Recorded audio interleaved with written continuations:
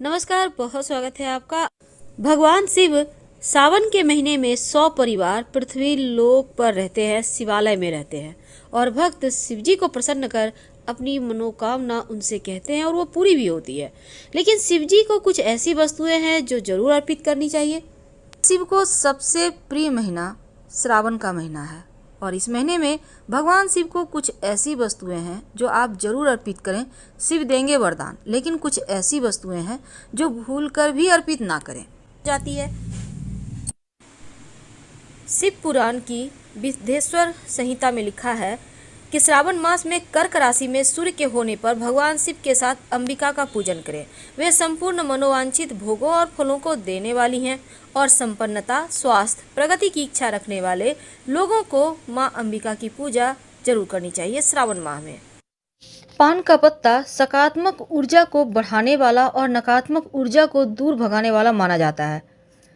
भगवान शिव को पान बहुत प्रिय है और सावन के महीने में भगवान शिव को पान चढ़ाने से हर तरह की मनोकामना पूर्ण होती है। और शिव जी को अर्पित किए जाने वाले पान में सिर्फ आप कत्था, गुलकंद, सौंफ, नारियल का बुरादा, पान की जो गुलाब की पंखुड़ी है उसको डालेंगे और शिव जी की विधिवत पूजन करने के बाद अंत में पान अर्पित करेंगे। अगर मान लेते हैं आप पान इस तरह से नहीं बना पा रहे, तब सिंपल तरीके से आप क्या कीजिएगा, एक पान का पत्ता लें, इस पर लौंग, इलायची, मिश्री के दाने आप रख कर शिवलिंग पर अर्पित कर दें, शिव जी को अर्पित कर दें, तो शिव होंगे प्रसन्न और देंगे वरदान। यह है सिंपल तरीका शिव जी को पान अर्पित करने का। देखिए, पान की भी महिमा है। पान के पत्ते के ठीक ऊपरी हिस्से पर इंद्र और शुक्रदेव विराजमान है। मध्य हिस्से में माँ सरस्वती है और माँ महालक्ष्मी इस पत्ते के बिल्कुल नीचे वाले हिस्से पर बैठी हैं, जो अंत में तिकोना आकार लेता है।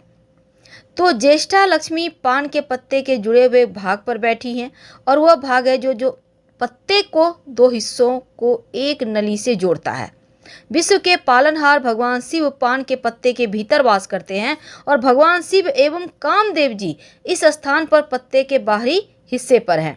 माँ पार्वती जो मंगला देवी हैं पान के पत्ते के बाईं ओर और भूमि देवी पान के पत्ते के दाहिने ओर विराजमान हैं। भगवान सूर्य नारायण पान के पत्ते के सभी जगह पर उपस्थित रहते हैं। तो पान के पत्ते अगर आप शिव जी को अर्पित कर दें, समस्त मनोकामनाएं पूर्ण हो जाती है। अब शिव सत्य है, शिव समर्पण है, त्याग है, परिभाषित होने से परे है और शास्त्रों में कहा गया है कि जिस तरह सत्य और शक्ति एक दूसरे के बगैर अधूरे हैं, जिस तरह आत्मा और मन के बगैर शरीर जागृत नहीं हो सकता, उसी प्रकार शिव और पार्वती जी एक दूसरे के बगैर कल्पना नहीं की जा सकती। तो श्रावण माह एक ऐसा अवसर है जब आप अपने अंतर्निहित सत्य स्वरूप शिव और ऊर्जा के रूप में विद्यमान शक्ति को एकाकार कर सकते हैं। तो चलिए जानते हैं शिवलिंग पर क्या अर्पित करके आप किस मनोकामना को पूरी कर सकते हैं। शिवलिंग पर दूध अर्पित करने से आरोग्य की प्राप्ति होती है, यानी आपका स्वास्थ्य अच्छा रहता है। अगर आप दही अर्पित करते हैं तो जीवन में खुशियाँ, हर्ष, उल्लास की प्राप्ति होती है, यानी कि आपका शुक्र बेहतर होता है और भौतिक सुख साधन आपके जीवन में बढ़ जाता है। अगर आप शिवलिंग पर घी अर्पित करते हैं तो आपका तेज बढ़ता है, आपके हर जगह आपका सम्मान बढ़ता है और संतान की प्राप्ति होती है, संतान तरक्की करता है। अगर आप शहद अर्पित करें तो आपकी सौंदर्य, आपका खूबसूरती बढ़ता है, आपकी जो वाणी में मिठास है वो बनी रहती है, समाज में आपकी लोकप्रियता बढ़ती चली जाती है। अगर आप चाहते हैं कि जीवन में खूब सुख, समृद्धि, ऐश्वर्य की प्राप्ति होती रहे तो शिवलिंग पर शक्कर या फिर गुड़ की डली अर्पित करें। ऐसा करने से जीवन में सुख और धन की कमी कभी नहीं होती, चाहे आप कैसी भी स्थिति में हो। शिवलिंग पर अगर श्रावण माह में आप इत्र अर्पित करते हैं तो धर्म की प्राप्ति होती है। इत्र अर्पित करने से जीवन में उमंग बढ़ता है, खुशियाँ आती है। और अगर सुगंधित तेल अर्पित करें तो धन धान्य की वृद्धि होती है, भौतिक सुख बढ़ते हैं। चंदन अर्पित करने से समाज में यश, मान, सम्मान बढ़ता ही चला जाता है। वैसे तो भगवान शिव की पूजा में सबसे ज़्यादा भांग, धतूरा, दूध, चंदन और भस्म अर्पित करने का विधान है। भगवान शिव को बैरागी भी कहा जाता है और शिवलिंग में आम जीवन में जो इस्तेमाल चीज़ें होती है ना, उसको नहीं चढ़ाया जाता। तो चलिए हम जानते हैं वो कौन सी चीजें हैं जो बिल्कुल भी इस्तेमाल नहीं करना है। शंख से भूलकर भी शिव जी को जल मत अर्पित कीजिए। भगवान शिव ने शंखचूड़ नामक असुर का वध किया था और शंख को उसी असुर का प्रतीक माना जाता है जो कि भगवान श्री हरि का भक्त था। इसीलिए भगवान शिव की पूजा में शंख इस्तेमाल नहीं होता है। चावल टूटा फूटा हुआ बिल्कुल भी इस्तेमाल ना करें शिव की पूजा में। पहले से आप चुनकर रख लें, एकदम साबुत होना चाहिए। और शास्त्रों में लिखा है टूटा हुआ चावल अशुद्ध होता है। तुलसी के पत्ते, शिव जी की पूजा में तुलसी के पत्ते अर्पित नहीं किए जाते क्योंकि भगवान विष्णु ने तुलसी को पत्नी के रूप में स्वीकार किया है।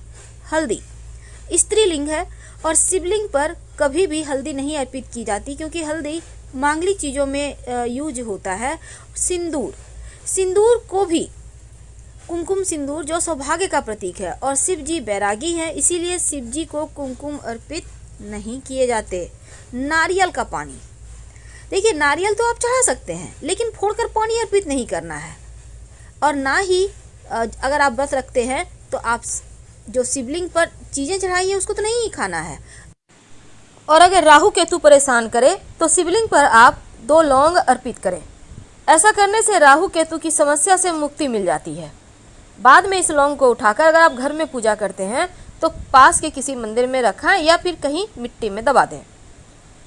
शिवलिंग पर अगर आप चंदन अर्पित करें तो समाज में यश मान सम्मान बढ़ता ही चला जाता है। चंदन अर्पित करने से मस्तक ठंडा रहता है, आपका चंद्रमा बेहतर होता है। और अगर आप शिवलिंग पर भांग अर्पित करते हैं तो समस्त पापों का नाश होता है। भांग के पत्ते भी अर्पित किए जाते हैं शिवलिंग पर, बुराइयां समाप्त होती है। अगर आप आंवला अर्पित करें या आंवले का रस अर्पित करें तो जीवन में खुशियां आती है, आप दीर्घायु होते हैं। अगर केसर अर्पित किया जाए तो दाम्पत्य जीवन सुखमय रहता है, विवाह में आने वाली अड़चनें समाप्त होती है और मनचाहा जीवन साथी प्राप्त होता है। गन्ने का रस अर्पित करने से शिवलिंग पर आपके जीवन में मिठास बढ़ती है, सुखों की प्राप्ति होती है और परिवार के सदस्यों के मध्य प्रेम भी बना रहता है। गेहूं चढ़ाने से वंश वृद्धि होती है और योग्य संतान की प्राप्ति होती है। 1 मुट्ठी गेहूं अर्पित किया जा सकता है। शिवलिंग पर अगर आप चावल अर्पित करते हैं, 1 भी दाना अर्पित कर दें तो जीवन में धन सुख समृद्धि की कमी कभी नहीं होगी। अगर काला तिल अर्पित करें तो समस्त पापों का, बीमारियों का नाश होता है। शिवलिंग पर अगर आप बेलपत्र अर्पित करें जो कि शिव जी को सबसे प्रिय है तो सभी संकट दूर होते हैं। बेलपत्र 5 जगह अर्पित किए जाते हैं, गणेश जी को, शिव जी को, जलाधारी पर और नंदी महाराज को और शिव जी के माथे पर। अगर आप समी के पत्ते अर्पित करते हैं तो जीवन में बस ये समझ लें कि स्वर्ण दान के इतना पुण्य मिलता है और किसी चीज़ की कभी कमी रहती ही नहीं। इसीलिए जहाँ तक संभव हो आप जो समी का पुष्प होता है ना, 11 समी के पुष्प अगर शिवलिंग पर आप जैसे कि 4 सोमवार है, किसी भी सोमवार के दिन चढ़ा देते हैं तो उसके लिए आपको बस समी के पौधे तक ही जाना है। हालांकि ये मार्केट में खरीद के नहीं मिलता, आपको किसी पौधे को देख कर रखना है और वहीं से तोड़कर अर्पित करना है। समी का पुष्प अर्पित करने से शिव जी अति प्रसन्न होते हैं। वैसे पत्ते से भी आप काम चला सकते हैं। और जौ अर्पित करने से तो सांसारिक सुखों की प्राप्ति होती है। जौ अर्पित करने से दुर्वा घास अर्पित करने से दीर्घायु होते हैं, आपका जो स्वास्थ्य है वो बढ़िया रहता है और आपका जो निगेटिव पक्ष है यानी कि नकारात्मक चीज़ें हैं वो भी समाप्त हो जाती है।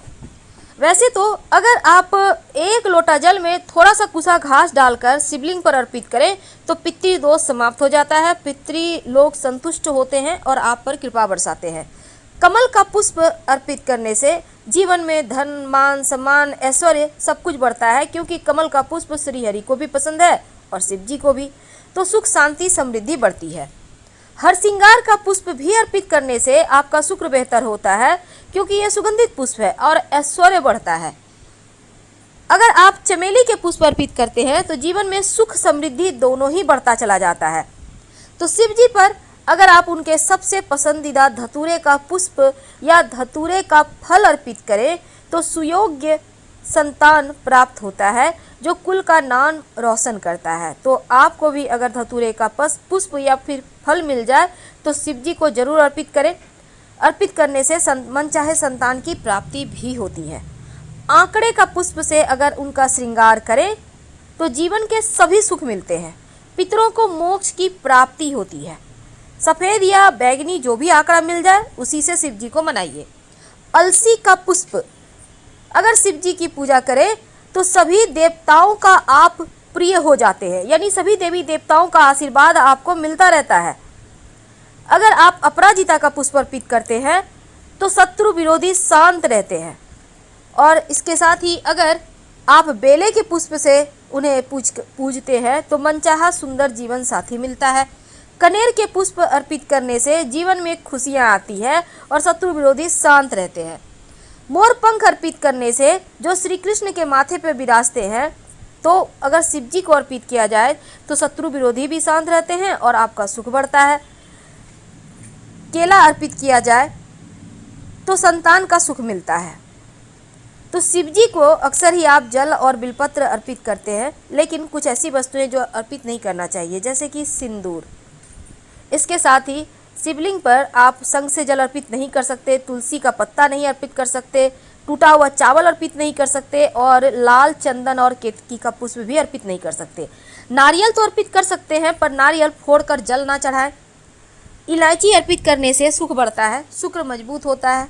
और पान का पत्ता पूजा करने के बाद लास्ट में पान के पत्ते पर एक सिक्का, थोड़ी सी मौली धागा, थोड़ी सी मीठी वस्तु और लौंग इलायची रखकर दक्षिणा के रूप में उन्हें समर्पित करें तो आपकी पूजा संपूर्ण हो जाती है। लाल गुड़हल का पुष्प अर्पित करने से शत्रु विरोधी शांत रहते हैं।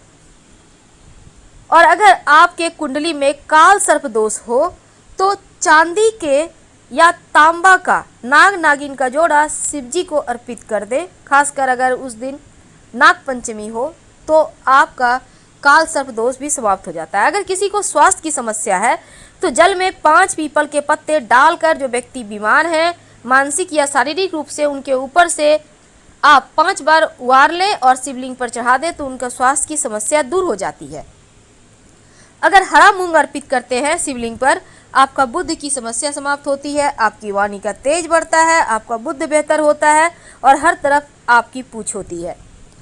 अगर आप शिवलिंग पर अबीर गुलाल अर्पित करते हैं, किसी भी कलर का अर्पित कर सकते हैं, आपका शुक्र बेहतर होता है। अगर कोई वैवाहिक जीवन में कष्ट हो या शुक्र आपका नीच में हो तो वो ठीक हो जाता है, धीरे धीरे खुशियाँ आने लगती है। पंचामृत से भी शिवलिंग का अभिषेक कर सकते हैं, इससे भी शिव जी प्रसन्न होते हैं और जीवन में चारों दिशाओं से आपकी तरक्की होती है। शाम के वक्त एक शिव जी के मंदिर में दिया जरूर जलाइए। पास के किसी भी मंदिर में, भले ही मंदिर बंद हो, पर सीढ़ी पर जलाकर चले आए तो जीवन में अंधेरा कभी नहीं रहेगा। यानी कि पूरे सावन में आप पास के किसी भी मंदिर के सीढ़ी पर या मंदिर में ही जाकर एक दिया जरूर जलाया करें। दिया तेल का भी हो सकता है, घी का भी हो सकता है, आपकी श्रद्धा पर है। तो हम आपसे विदा लेते हैं। जानकारी अच्छी लगे तब लाइक कर सब्सक्राइब कीजिए, अपनों से वीडियो को शेयर कीजिए और कमेंट में हर हर महादेव जरूर लिखिएगा। धन्यवाद।